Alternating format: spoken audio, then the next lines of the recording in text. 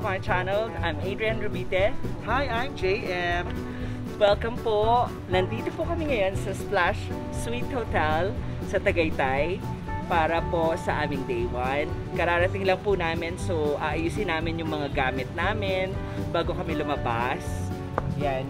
JM. Oh yes, sobrang exciting naman.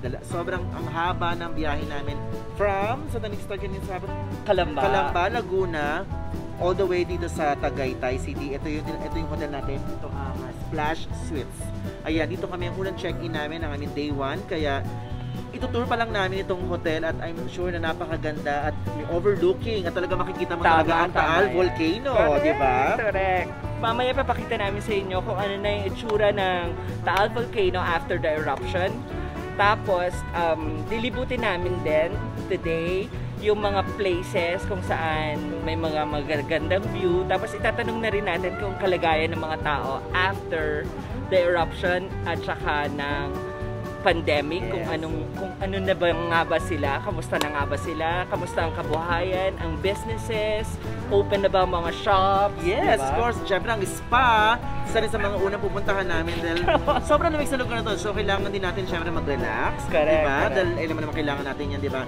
And I'm sure, una-una ang mga delicacies, ang mga food dito, isa sa mga una-una yung pupuntahan ng mga bulalo at saka mamihan, isa yan sa mga perfect na dapat kainin dito sa, lalo na napakalamig at December. Correct. So, antabayanan nyo po ang susunod naming mga videos and then babalikan namin kayo later today. Yes, so mamaya magkita-kita tayo. Hinihintay na namin aming service. Bye!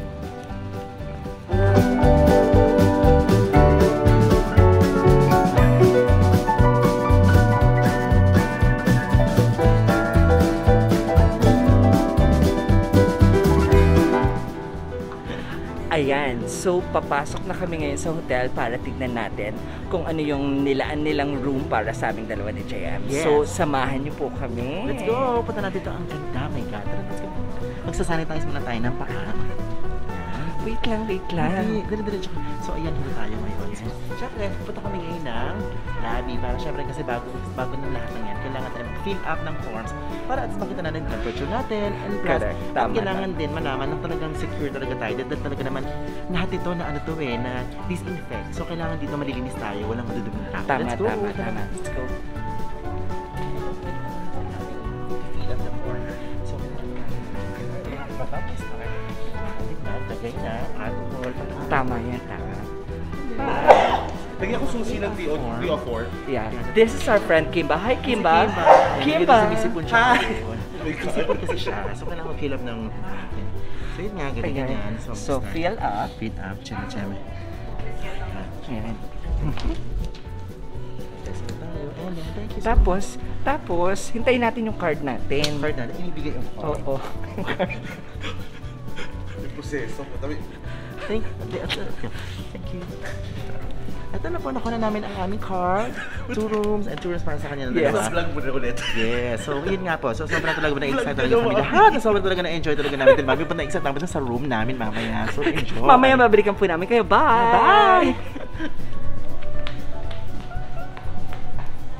Okay, now finally, mapunta tayo sa ating room natin.